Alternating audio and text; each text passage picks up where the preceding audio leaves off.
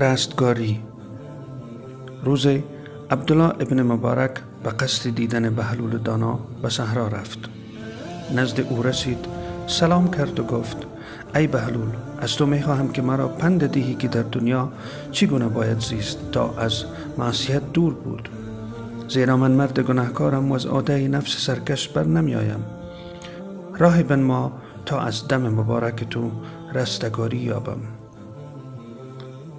بهلول چون این سخنان از عبدالله ابن مبارک شنید و با وی گفت: ای عبدالله، با من شرط کن که 4 کار را انجام دهی تا تو را پند دهم.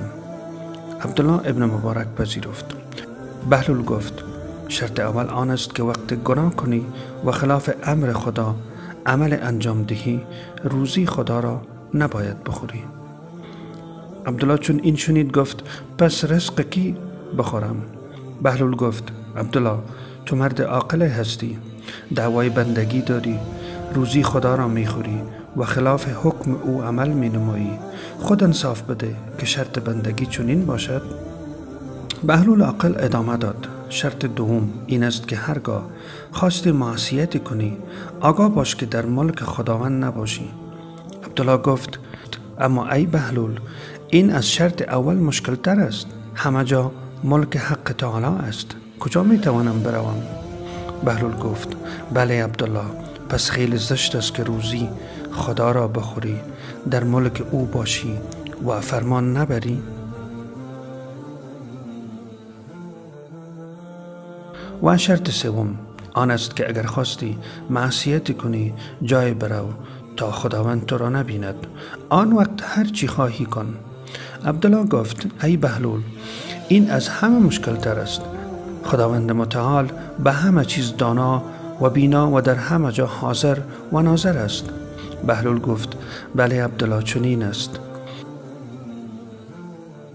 بهلول ادامه داد: شرط 4 آن است که آن وقت که ملک الموت ناآگاه نزد تو می آید تا فرمان حق را بجا بیاورد، در همان ساعت از ملک الموت تقاضا کن تا تو را چند مهلت دهد تا از نزدیکان خود وداع کنی و از ایشان حلالیت بطلبی و توشه رای آخرت برداری، آن وقت قبض روح کند.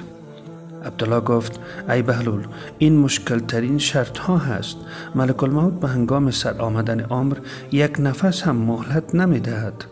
بهلول گفت: بله عبدالله، چون رزق خدا بخوری، در ملک او باشی و در همه حال او تو را ببیند، نفس بیشتر از آنچه مقدر است نتوانی کشید. از خواب غفلت بیدار شو و در کار آخرت باش و کار امروز را به فردا مینداز تا تو را در آخرت ندامت نباشد.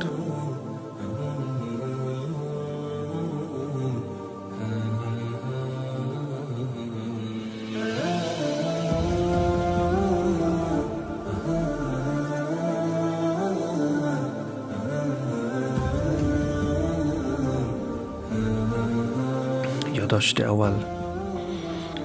حسن بصری می فرماید: گوسفند از آدمی آگاه تر است، از آن که بانگ چوپان او را از چرا کردن باز دارد و آدمی را سخن خدای عزوجل از مراد باز نمی دارد.